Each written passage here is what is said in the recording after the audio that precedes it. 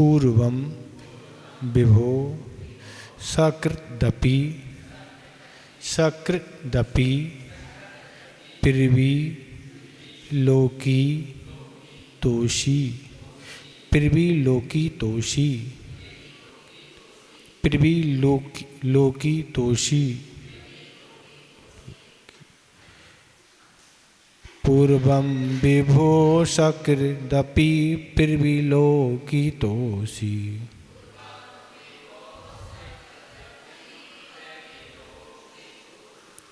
मर्मा विधो विधुरयन्ति ही मां मनर्थाः दीर्घ और विसर्ग दोनों हैं। मर्मा विदो विदुरयन्ति ही मां मनर्थाः।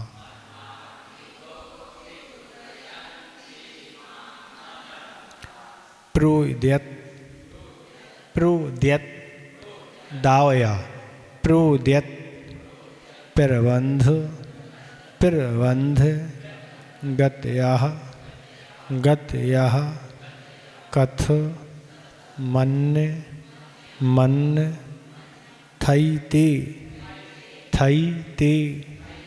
प्रोद्यत प्रबंध गतया कथ मन थैते।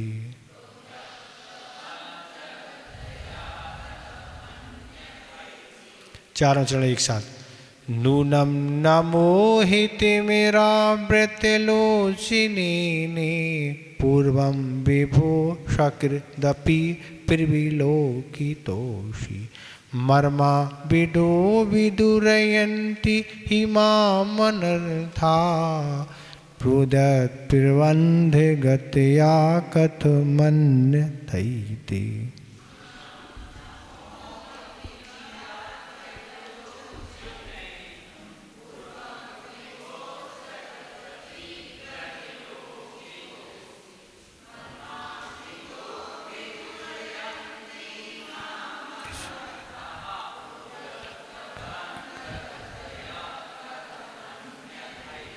ठीक हो गया उच्चारण?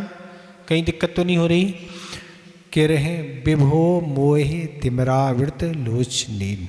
हे स्वामिन, मोह रूपी अंधकार से ढके हुए नेत्र जिनके। मया पूर्वम सकृद अपि नूनम पृवी लोकी ताः न आसी। ऐसे मेरे द्वारा आप पहले कभी एक बार भी निश्चय से अच्छी तरह अवलोकित नहीं हुई, अर्थात मैंने आपके दर्शन नहीं किए। अन्यथा ही प्रोद्यत प्रबंध गतया एते मर्मा विधा अनर्था माम कथम विदुरयन्ति। नहीं तो जिनमें कर्म बंध की गति बढ़ रही है, ऐसे मर्म भेदी अनर्थ मुझे क्यों दुखी करते। तो इस श्लोक में आचार्य महाराज कह रहे हैं, हे स्वामिन, मोह रूपी अंधकार से ढके हुए नेत्र जिनके। मोह क्या है? दर्शन मोह और चारित्र मोह। मुख्य रूप से तो यहाँ दर्शन मोह की ही विवक्षा है कि ऐसे दर्शन मोह क्या है? मिथ्यात्व का ऐसा गहन अंधकार छाया है। जिन जीवों पर मिथ्यात कर्म का उदय रहता है, उनके क्या है? सम्यक दर्शन नहीं होता। और सम्यक दर्शन नहीं होता है तो सम्यक दर्शन से भगवान पर, सच्चे देव साधुओं पर क्या? सिद्ध ही नहीं होती है। और सिद्धा नहीं होने से क्या है? वह कोई भी काम करे उसमें वैसा लाभ नहीं मिलता। अर्थात सम्यक दृष्टि और मिथ्या दृष्टि दोनों को पुण्य संचय होता है। पुण्य तो संचय सब कर लेते, मिथ्या दृष्टि कर लेते, पर मिथ्या दृष्टि के संसार का अभाव के लिए कोई कारण नहीं है, क्योंकि सम्यक दर्शन नहीं है। तो इसलिए के दर्शन मोह चार मत ऐसा गहन छाया है कि ऐसे मेरे द्वारा मया पूर्वम, मतलब मेरे द्वारा सकृत अपि नूनम पृवी लोकी न आसी। ऐसे मेरे द्वारा आप पहले कभी एक बार भी निश्चय से अच्छी तरह अवलोकित नहीं हुए, अर्थात मैंने अच्छी तरह आपकी एक बार भी दर्शन नहीं किए। अगर एक बार भी दर्शन हो जाता और सम्यक दर्शन हो जाता तो आज तक हम इस संसार में नहीं रह रहे होते। प्रमाण इस बात का, क्योंकि एक बार जिस जीव को सम्यक दर्शन हो जाता उसका अधिक से अधिक कितना अर्ध पुद्गल परावर्तन काल रहता है। इसके भीतर वह नियम से मोक्ष जाता ही है। अधिक से अधिक अर्ध पुद्गल परावर्तन बहुत बड़ा होता, पर और कम समय में भी जा सकते, अंतर्मुहूर्त में भी मुक्त जा सकता। बताया हमने, कोई भी अनादि मिथ्या दृष्टि है और वह अनादि मिथ्या दृष्टि भी 8 वर्ष अंतर्मुहूर्त में सम्यक दर्शन, सम्यक ज्ञान और सम्यक चारित को धारण करके और ऐसी विशुद्धि बढ़ा के मुनि मुद्रा को धारण करके 8 वर्ष 2-3 अंतर्मुहूर्त में मोक्ष चला जाता। हो गया काम, संसार समाप्त। तो इसलिए कह रहे हैं कि पहले एक बार भी हमारे द्वारा अवलिप्त तो मैंने आपके दर्शन नहीं किए। पहले मतलब अनादि काल से इस संसार में मैं रह रहा हूँ, पर आस्था और श्रद्धा पूर्वक क्या है, जो आस्था और श्रद्धा पूर्वक दर्शन किए थे वो दर्शन नहीं किए। ऐसे तो करते ही हैं दर्शन, पर क्या है, चरणान योग और वर्तमान योग की विवक्षा में तो सच्चे देव शास्त्र गुरु का श्रद्धान करना ही सम्यक दर्शन है। वर्तमान योग और चरणा क्या है, सच्चे देव शास्त्र गुरु श्रद्धान हो गया, हाँ समय। पर करणान्वय की विवक्षा क्या कहती है, तो करणान्वय की विवक्षा कहती है जब तक अनंतानबंदी क्रोध मान माया लोभ मिथ्यात सम्यक मिथ्यात और सम्यक इनका उपशम क्षय नहीं होगा तब तक वो सम्यक दर्शन मान्य नहीं है। करणानुयोग की विवक्षा में अगर सम्यक दर्शन है, कसाओं की मंदता आदि है तो मान्य है, और चरणानुयोग से मान्य नहीं है, वर्तमानुयोग से मान्य नहीं है। हो भी सकता, लेकिन जिसको करणानुयोग से है उसको चरणानुयोग और वर्तमानुयोग से तो नियम से होगा ही। तो इसलिए यहाँ कहने वाले हैं कि ऊपरी दर्शन तो खूब चल रहे हैं महाराज, दर्शन कर रहे हैं, सब कुछ कर रहे हैं, पर अंदर से कसायों का उद्रेक कम नहीं हो रहा। पहले भी हम बात रखी कि अगर किसी का भी बैर किसी से अगर 6 महीने से अधिक चला गया तो वह अनंतानबंदी जन क्या है, कषाय विद्यमान है। वो वह विद्यमान है, इसका अर्थ क्या है, सम्यक दर्शन है ही नहीं। क्यों नहीं है, क्योंकि अनंतानबंदी का काम क्या है, अनंत काल, अनंत काल उसको बनाए रखना। तो यहाँ से शुरुआत करना होगी कि बैर आदि इन चीज़ों को अपने दिमाग से निकालना होगा। ये क्या है, जब भी वह दिखेगा, ऐसा नहीं कि 24 घंटे वही दिखे, जब भी सामने वाले से बैर दिखेगा उसके प्रति तुम्हारी कसागी, मतलब जब भी, हाँ बस अभी अनंतानबंदी है, 24 घंटे नहीं, जब भी कारण उपस्थित होगा सामने वाला दिखेगा, हाँ मुख अपन ने क्या कर लिया, मोड़ लिया, मुख बना लिया, क्रोध की मुद्रा आ गई, ये सारी चीज़ें आ गई। तो ये कहने वाले हैं कि एक बार भी आपका आस्था और सिद्धांत पूर्वक ऐसा सम्यक दर्शन नहीं हुआ कि आप 18 दोषों से रहित सच्चे भगवान हैं, और ऐसे ऊपरी ऊपरी तो दर्शन खूब करते रहे, हाँ यही भगवान है, पर कभी अवसर बना, काम नहीं बन रहा है, इतने दिन से तो पूज रहे हैं, कुछ हो ही तो है नहीं रहा, और लोग देखो जाते हैं उनका काम हो जाता, कितनी जल्दी काम हो रहा। इसलिए क्या है, स्थिति डगमाने लगती है, अब छोड़ो क्या करना ना। तो अब ये स्थिति कह रही है कि ये सच्चे रूप में आस्था आपकी नहीं है, पर सामने वाले का काम क्या बन रहा, पूर्व कर्म का उसका पुण्योदय आ गया, निमित्त सामने वाला बन गया, काम बन गया, आप उसको बना रहे, पर आपका भी कर्म तीव्रता से चल रहा है। जब आपका कर्म भी हल्का पड़ेगा आपका भी काम बनेगा। तो इसलिए आगम में धवला की 6ठी पुस्तक में आचार्य लिखते हैं कि जिन बिंब के दर्शन मात करने से निधत्ति और निकाचित कर्म, निधत्ति और निकाचित कर्म वह कहलाते हैं कि जिस रूप में उसका बंद किया उस रूप में उनको भोगना ही पड़ता है, चाहे पाप कर्म हो चाहे पुण्य हो। जैसे सीता और अंजना का क्या है, निकाचित कर्म के लिए उसी रूप में भोगना पड़ता है। पुण्य भी बंद किया भोगना पड़ेगा, पर ऐसे निधत्ति और निकाचित कर्म भी मात्र भगवान के दर्शन करने से वह भी क्षय को प्राप्त हो जाते हैं। दर्शन का अर्थ क्या है? दर्शन का अर्थ श्रद्धा आस्था पूर्वक जैसी हमारे अंदर एक दर्शन होना चाहिए। आचार्य महाराज एक बार कहा था कि जिस तरह से हम अब किसी मित्र से मिलते हैं, अपने रिश्तेदारों से मिलते हैं, इष्टजनों से मिलते, कितनी खुशी होती खुशी कि नहीं? कैसी? ऐसा लगता है कि बिल्कुल आने वाले हैं, कहाँ तक आ गए, अभी ट्रेन 2 घंटे लेट चल रही है, फिर कहाँ आ गई ट्रेन, फिर प्लेटफार्म, फिर अब घर तक का कितनी बेसब्री से इंतज़ार करते हैं, बस जल्दी से आ जाए, उनसे मिल लें। तो ऐसी बेसब्री का इंतज़ार क्या यहाँ हो रहा भगवान के दर्शन के लिए? आप लालयत रहते क्या नहीं हम दर्शन कर लें? तो आचार्य महाराज ने कहा था कि उससे ज़्यादा भी आपके अंदर उत्साहित होना चाहिए भगवान के दर्शन करती। आचार्य महाराज को जब देखा हमने, देव वंदना करने आचार्य महाराज जब जाते हैं मंदिर, तो उनके अंदर अलग उत्साह रहता है। एक चीज़ देखी, बिल्कुल अच्छी प्रशंसा से आचार्य महाराज दर्शन करते हैं।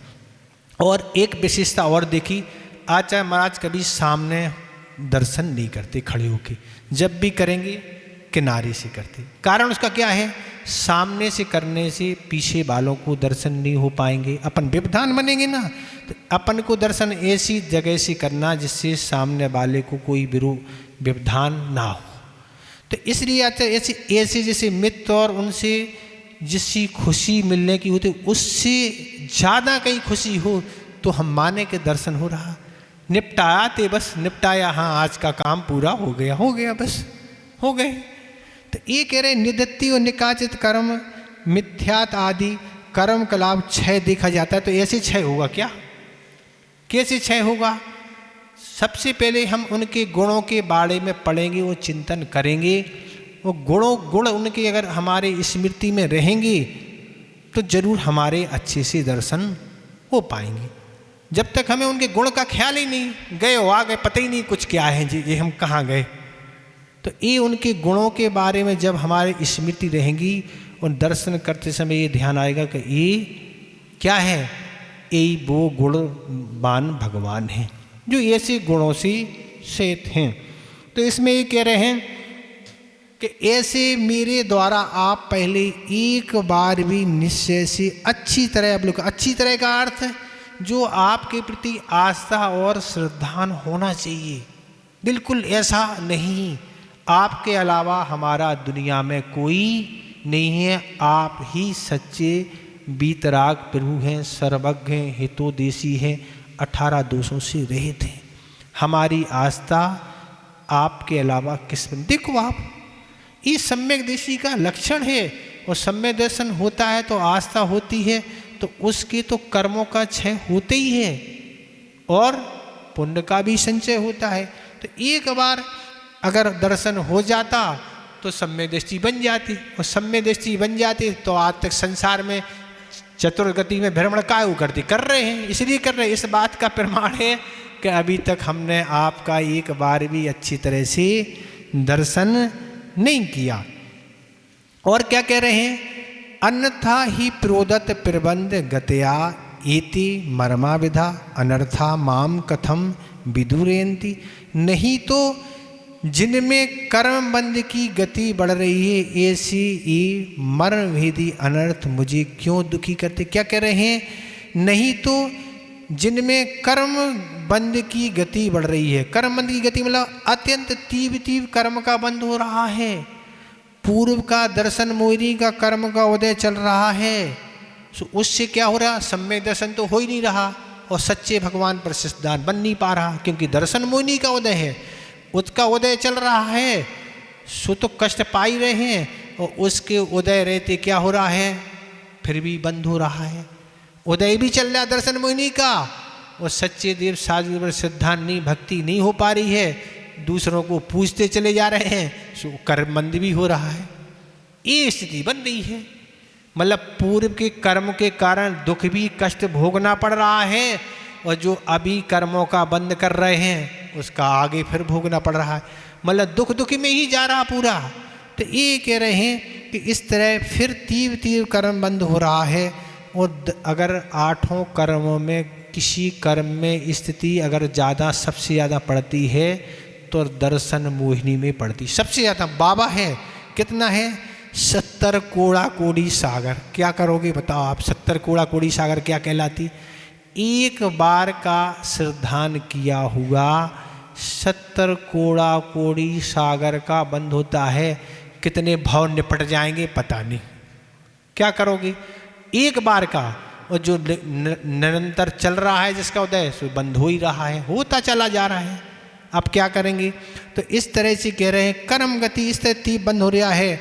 मिथ्यात्व के सब सद्भाव में तीव्र तीव्र कर्म का ही बंद होता है। तीव्र तीव्र कर्म बंद रहे हैं और कर्म उदय आते हैं फिर बंद रहा है।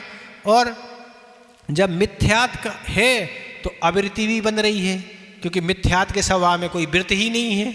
सम्यक दर्शन नहीं है तो वृत्ति नहीं है, और अवृत्ति का बंद हो रहा है, प्रमाद भी बंद रहा है। क्योंकि सम्यक दर्शन नहीं है तो आगे पहले गुणस्थान से ऊपर उठ नहीं सकते, इसलिए पूरा कितना प्रमाद है, 6ठे गुणस्थान तक प्रमाद है, तो वो भी बंद हो रहा है। और कषाय तो है ही, कषाय भी पूरी बंद रही हैं। अनंतानबंदी प्रत्याख्यान अप्रत्याख्यान संदन सब बंद चल रहा है।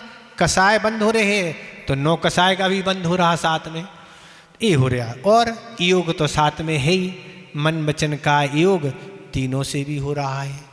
तो ये सब चल रहे हैं। इसका दूसरा अर्थ किस लगाएं? जब तीव्र पाप कर्म का उदय है तो भी कष्ट चल रहा है, उदय से भी कष्ट हो रहा है भगवान, और पूर्व का आ रहा है सोदय में बंद हो रहा है, आगामी के बंद भी चल रहा है। तो कष्ट कष्ट ये कह रहे हैं। तो मर्म भेदी, तो क्या कह रहे हैं? मर्म भेदी आनंद मुझे क्यों दुख देती हैं?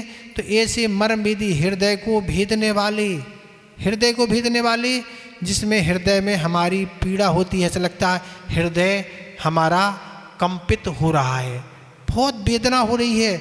जन्म जरा मरण इस संसार में बार बार हो रहा है। चारों गतियों की दुख दुख और भोगना पड़ रहे हैं। सम्यक दर्शन नहीं होने से ये स्थिति बन गई है। तो इसलिए इस श्लोक में यही बात कही जा रही है कि अच्छी सी सम्यक दर्शन को धारण करो, जितना भी पुरुषार्थ बन सकता है। कषायों को मंद करो, मिथ्यात है जो सच्चे देव शास्त्र पर श्रद्धान करो। जो भी परिस्थिति स्थिति बनती हैं क्या है, उनको स्वीकार करो। कर्म का उदय एक बार भोग नहीं तो पड़ेंगे। तो इसलिए हमने कल जो विषय आपके सामने रखा था कि इसलिए सतियों की कथाएं हैं या महापुरुषों की कथाएं, उस कथा से पढ़ के ये अपन देखो कि जो महापुरुष थे उनने किसी भी तरह की सच्चे देव शास्त्र के अलावा किसी का भी सहारा नहीं लिया। कितनी भी अंजना का आप उठा के देख लो, सीता का भी देख लो, और भी अनंगशरा और भी कथानक, बहुत सारे कथानक होंगे, बहुत सारे का आपको कथानक मिलेंगे वर्तमान युग में। सती हो वो चाहे महापुरुष हो, पर उन पर कर्म के उदय में स्थिति बनी, पर वो कहीं भी उन्होंने समझौता नहीं किया। सच्चे देव शास्त्र गुरु की ही उन्होंने आराधना की, उस पर ही उन्होंने श्रद्धान रखा। उसके फलस्वरूप वह वर्तमान का कर्म तो भोगना पड़ा, पर आगामी जीवन उनका सुंदर बन गया। तो इसलिए हमारा कहना ये था कि अगर इस तरह का हम वर्तमान योग आदि जो भी कुछ पढ़ेंगे तो हमारी श्रद्धा और दृढ़ होती चली जाएगी, होती चली जाएगी। तो सम्यक दर्शन है तो अच्छी बात है, लाभ ही है, नहीं है तो हो जाएगा, हो जाएगा।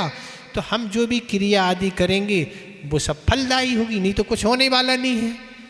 आप अंक नहीं है, संख्या नहीं है, अब 0 रखते जाओ, हजारों रख दो, कुछ होना है क्या? उसकी कोई वैल्यू है? अब अंक के आगे शून्य का कोई नहीं, कितने शून्य है, कितनी शून्य रख दो। तो अंक की वैल्यू कब है, क्या है? शून्य की वैल्यू कब रहेगी? जब अंक होंगे, नहीं तो कुछ नहीं। एक नगर में चतुर्मास होना था हम लोगों का, चतुर्मास स्थापना उस दिन हो रही थी। तो जो संचालन कर रहे थे वो कहने लगे अपने संचालन में, महाराज हम तो चिकने घड़े की तरह हैं, हम लोगों पर कोई प्रभाव नहीं पड़ता। अब आपको अपना सानिध्य प्रदान करना है और हम लोगों को सब कुछ अच्छा करना है। जब उनका कलश स्थापना का कार्यक्रम हो गया पूर्ण, जब हमने कहा कि प्रवचन करने के लिए हमसे कहा महाराज आप प्रवचन करें, तो हमने यही बात कही, कोई बात नहीं, आप चिकने घड़े हैं, बंधे रहो, कोई दिक्कत नहीं, हम तो चिकने घड़े पे भी काम कर देंगे, पर आप घड़ा उल्टा मत नहीं रखना। उल्टा रख देंगे तो पानी कहाँ से जाएगा ना, चिकना चल जाएगा कोई नहीं, पर अपना घड़ा उल्टा तुमने रख दिया, बुद्धि उल्टी हो गई तो काम गड़बड़ हो जाएगा। इसलिए उल्टा घड़ा तो मिथ्याद की तरह है और सीधा घड़ा तो सम्यक की तरह है। सीधा घड़ा होगा तो उसमें कुछ आ पाएगा, उल्टा है तो क्या आ पाएगा, कुछ नहीं आ पाएगा, बह जाएगा। इस तरह से ये कहने का अर्थ है कि इसमें सम्यक दर्शन की बात कही गई है। आप मात्र दर्शन का महत्व नहीं, सम्यक दर्शन के साथ दर्शन करने का महत्व है। तो ये संसार में भी जो भी जन्म मरण और तरह तरह के जो भी इस संसारी प्राणी को कष्ट उठाने पड़ रहे हैं, उसका सिर्फ एक कारण है सम्यक दर्शन का अभाव। और सम्यक दर्शन हो गया तो काम हो गया। तो इस तरह से यह भी आपका श्लोक हो गया। तो ये हमारा कहना है, दर्शन का अर्थ मात्र प्रतिमा का दर्शन करने का नहीं, प्रतिमा का दर्शन के साथ उन पर आस्था का होना आवश्यक। श्रद्धा पूर्वक दर्शन होने का नाम ही सम्यक दर्शन है। तो आस्था पूर्वक नहीं तो काम बनने वाला नहीं है। इस तरह से मैं आपको कुछ पूछना तो आप पूछ सकते हैं।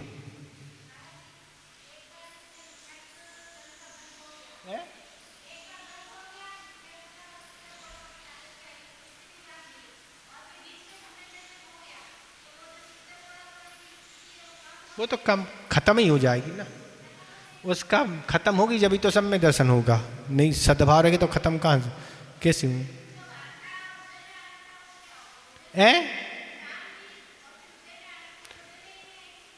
क्या होता है, सम्यक दर्शन होने से पहले 5 लब्धियाँ होती हैं और 5 लब्धियों में ये सारी प्रक्रिया होती है कि जो भी 70 कोड़ी भी जो भी मिथ्या डला है सत्य में वो से कर दिया जाता है। उपसम सम्यक दर्शन में उसको दबा दिया, अभी अंतर्मूर्त के लिए हुआ वो तो।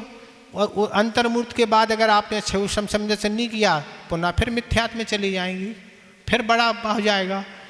और क्षुषम में उसको कुछ दबाया है, कुछ हल्का पर के उदय में भी ला रहे हैं इसी।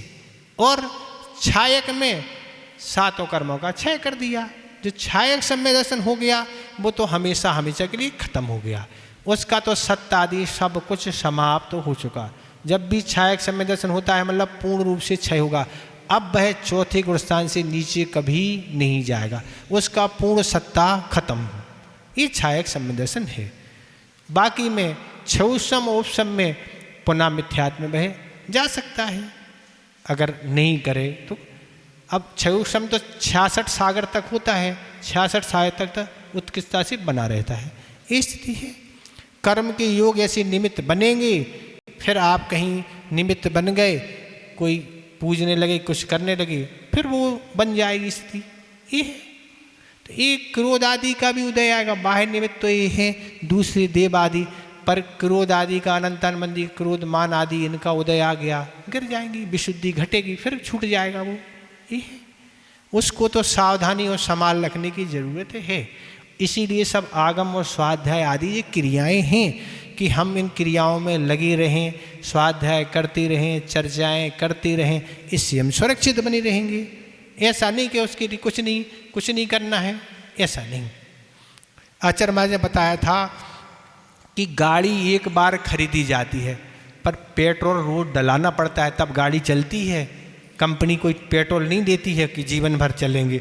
इसी तरह सम्यक दर्शन हो चाहे व्रत हो कुछ भी हो, उनकी भावनाएं भाने पड़ती हैं, उनकी सुरक्षाएं करना पड़ती हैं, विशुद्धि रखना पड़ती है, तब वो बना रहता है, नहीं चला जाएगा। निमित्त बनते हैं, कर्म के उदय आते हैं, हो जाता है। ठीक हो गया। हाँ और कुछ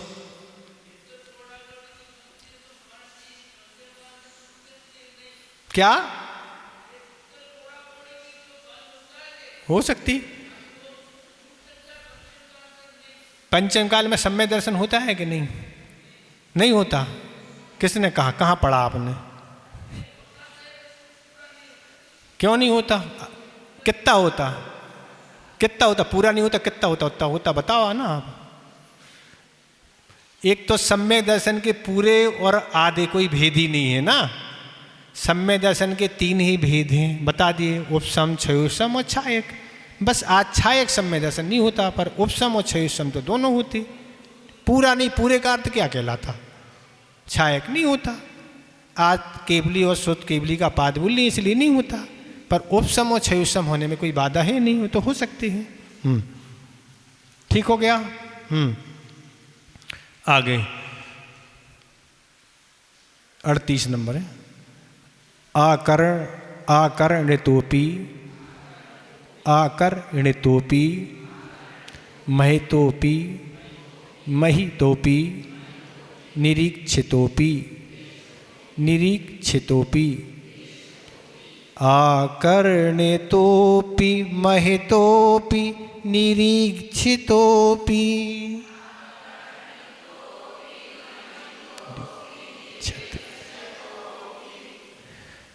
नूनम न चेतसि मया विधृतोषि विधृतोषि विधृतोषि। ऋकार है, ऋकार। विधृतोषि भक्त्या भक्त्या नूनम न चेतसि मया विधृतोषि भक्त्या।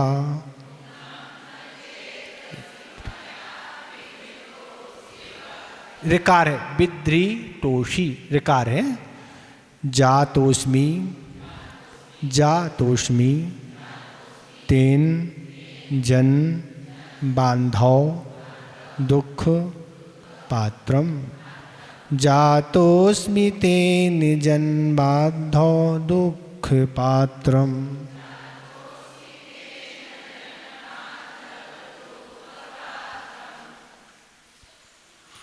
यस्मात् क्रियाः दीर्घ और विसर्ग क्रियाः प्रतिफलन्ति न भाव शून्याः शून्याः। यस्मात् क्रिया प्रतिफलन्ति न भाव शून्याः।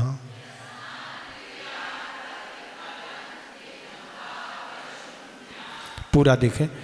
आकर्णितोपि महितोपि निरीक्षतोषि नूनम न चेतसि मया विदितोषि भक्त्या। जातोस्मि तेन जन बांधव दुख पात्रम। यस्मात् क्रिया प्रतिफलन्ति न भाव शून्याः।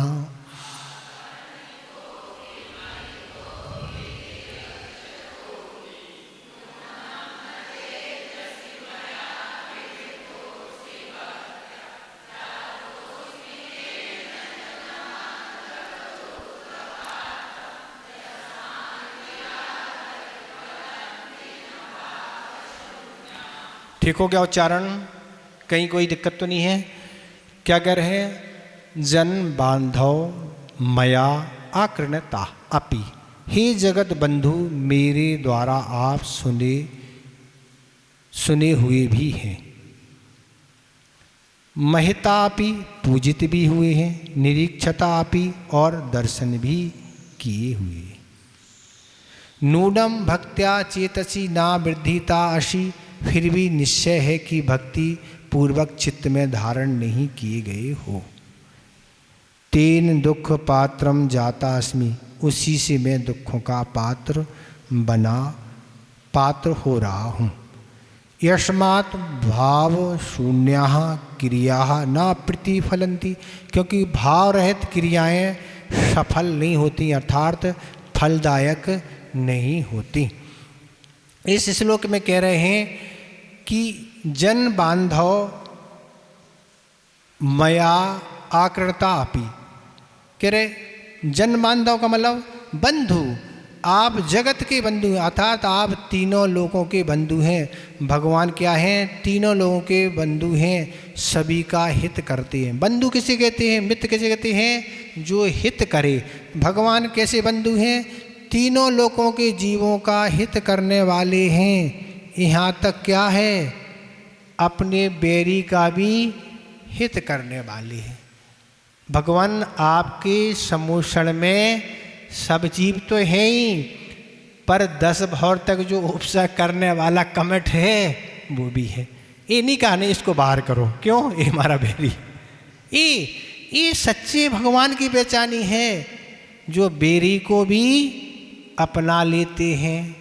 मित्र को तो सभी अपनाते ना, मित्र तो सभी अपने गले लगाते हैं, पर बैरी को महाराज, बैरी का तो हम महाराज नाम नहीं सुनना चाहते। तो इसका नाम महापुरुष नहीं है। ये है बैरी को भी मित्र बना लेना, बैरी को भी अच्छी दृष्टि से देना। क्या महाराज चिंतन करें? तो यही चिंतन करें, ये तो मात्र निमित्त है। हमारे द्वारा किया हुआ कर्म का फल हमें मिल रहा है, सामने वाला नहीं। कुछ क्या है, सामने वाला अगर हमारी असाता कर्म का उदय नहीं हो तो सामने वाला कुछ बिगाड़ नहीं सकता। ऐसे कई प्रसंग हैं, असाता कर्म का उदय पारसनाथ भगवान है, क्या बिगाड़ या कमठ क्या कर लेगा? अब छठी गुणस्ते से ऊपर उद्दीगना होती नहीं असाता की, क्या करेगा? ऐसे अनेकों प्रसंग मिलेंगे।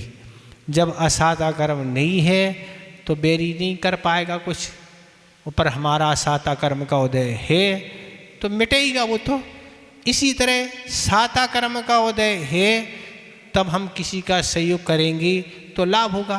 परिवार में कोई एक सदस्य बीमार है, ठीक है, पर अगर उसके साता कर्म का उदय नहीं है, आप कितने उपचार कराओ उसका, वेदों की दवाई सब कराओ, उसको लाभ होने वाला है नहीं, क्योंकि उसका साता कर्म का उदय नहीं आएगा जब तक वो काम नहीं होगा। जब उसकी साता कर्म का आएगा तब काम होगा। तो महाराज कुछ करें ही नहीं, क्या नहीं? ये नहीं करें, करें अपना कर्तव्य करें, उसका उपचार ट्रीटमेंट कराएं, देखभाल करें, सब करें, पर ये है कि हमारे ऊपर नहीं है सब। हम चाहें कि नहीं हम उसको ठीक करके रहेंगे, नहीं हम उसको मिटा के रहेंगे। मूल में उसका साता कर्म भी चाहिए, बिना उसके कुछ क्या बुरा और अच्छा होने वाला नहीं है। तो इसमें ये कहने वाले हैं कि तीनों लोग के आप हित करने वाले, यहाँ तक बैरी का। और कह रहे हैं आप मनी महतापी, आप पूजित भी हुए, हमने आपकी पूजा भी की, खूब पूजा की, हमने पूजा की, विधान भी किए, पंचगाणक अनुष्ठान क्या किए, सब कुछ किए। कह रहे हे भगवान आप मेरे द्वारा सुने भी गए। क्या बोला? हमने आपकी सुने गए मेरे द्वारा, हमने आपकी वाणी खूब सुनी है। समूषण में जाके अन्य सब जगह तो महाराज मिथ्या दृष्टि समूषण में जा सकते हैं, तो इसमें आचार्यों की दोनों मत हैं।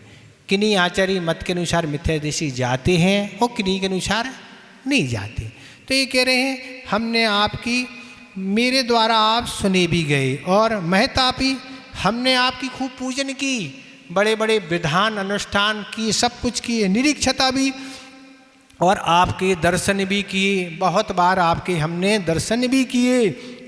नूनम भक्त्या चेतसी ना वृद्धतासी, फिर भी निश्चय है कि भक्ति पूर्वक चित्त में धारण नहीं किए।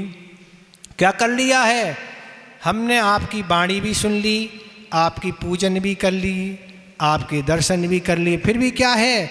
फिर भी निश्चय से भक्ति पूर्वक चित्त में धारण नहीं किए। भक्ति पूर्वक मतलब सम्यक दर्शन नहीं, सम्यक दर्शन पूर्वक हमने नहीं किया। ना आपके दर्शन किए, ना आपकी वाणी सुनी, ना आपकी पूजन किए। क्योंकि सुने गए पूजन भी दर्शन भी किए, सब किए, पर अंदर से सही आस्था पूर्वक ये काम नहीं हुआ। ऊपरी करते रहे महाराज, दबाव बस भी करने लगे। सेठ जी जा रहे हैं, चलो अपन भी चलो, राजा हैं उनके साथ चलो। क्या है, पड़ोसी में जैन रहते हैं, सोचेंगे अरे ये तो मंदिर ही नहीं जाते कभी, तो अपन भी मंदिर चलो, चले गए, पर आस्था नहीं है। ऐसे दबाव बस बहुत सारे काम हो जाते हैं, पर अंदर आस्था नहीं होने से कोई फलदायी नहीं।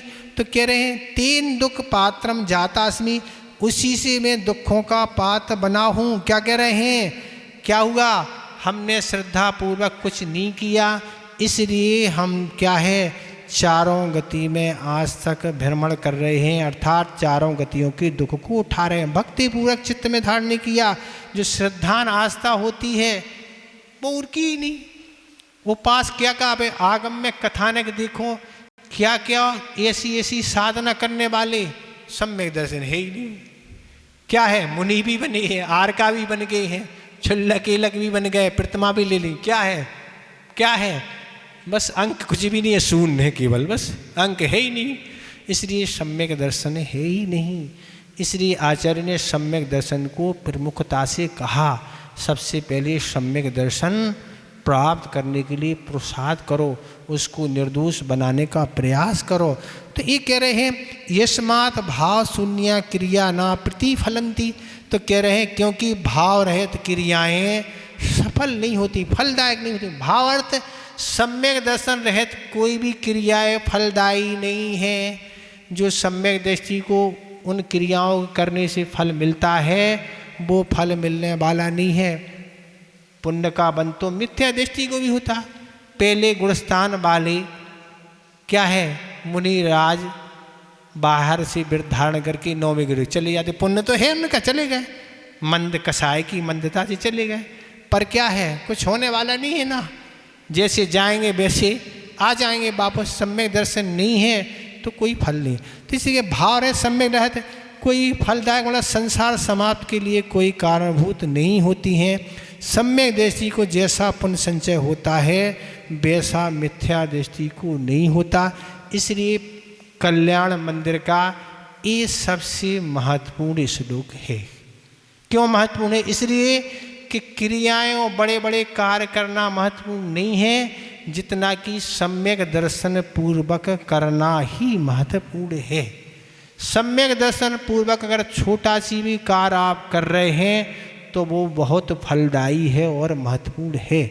और सम्यक दर्शन के अभाव में आप कुछ भी कर लो पर महाराज कुछ होने वाला नहीं है। महाराज हमें तो पता ही नहीं है कि नहीं क्या है, पता नहीं। अपन को तो आगम के परिप्रेक्ष्य में जो कहा है आगम में, उस हिसाब से आस्था श्रद्धान धारण करो, अपनी विशुद्धि बढ़ाओ, उसको सुरक्षा के उपाय ये करते चले जाओ, ये महत्वपूर्ण है। इस तरह यह है आपका श्लोक हो गया। ठीक है, इसमें कुछ पूछना तो आप पूछ लें। पूछना है कुछ?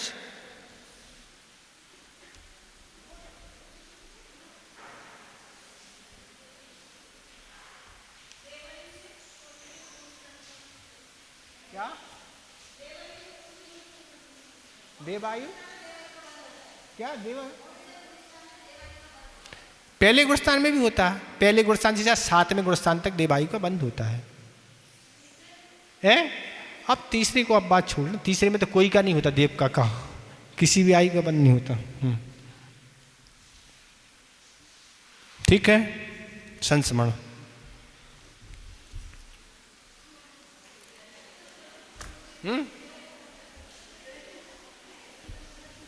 और कुछ पूछना? मनुष्यों की अपेक्षा से बनाएंगे इसको, देवों की अपेक्षा से तो 7वां गुणस्थान होती है। देव अगर करेंगे यहाँ नीचे की मनुष्य आयु को, तो यहाँ तो देव आयु का मनुष्यों की अपेक्षा से तिरंचों में होता नहीं 7वां गुणस्थान। आचार्य महाराज 1998 का चतुर्मास भाग्योदय सागर में हो रहा था। वहाँ एक ब्रह्मचारी जी का स्वास्थ्य खराब हो गया, काफ़ी दिन से बुखार आ रहा था और उपचार बराबर किया जा रहा था पर ठीक नहीं हो रहा था। तब एक वैद्य को बुलाया गया और उनसे परीक्षण करवाया गया।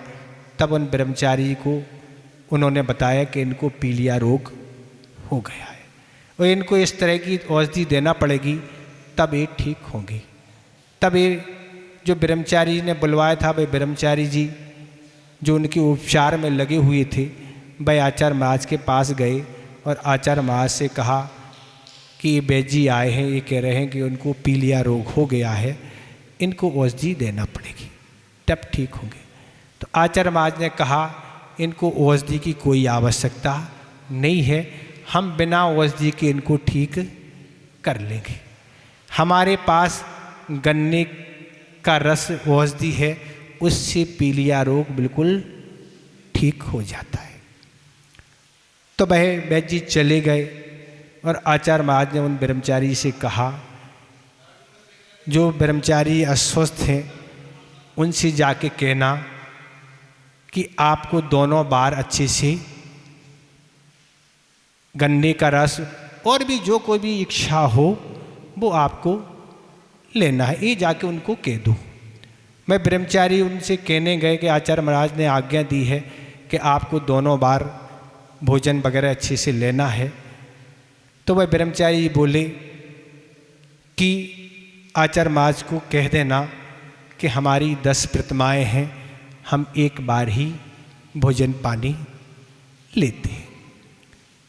और भाई जब आचार्य महाराज के पास यह बताने आए तो आचार्य महाराज ने कहा, हमें मत बताओ कि तुम्हारी 10 प्रतिमाएँ हैं, उनसे जाके कहना है, उन ब्रह्मचारी से जाके कहो हमारी आज्ञा है, तुम्हें 2 बार अच्छे से लेना है। क्या लेना है ये तुम्हारा विषय है, पर 2 बार लेना, हमें मत बताओ कि 10 है कि 15 है, जितनी होंगी सो होंगी, ये तो हमारी आज्ञा है।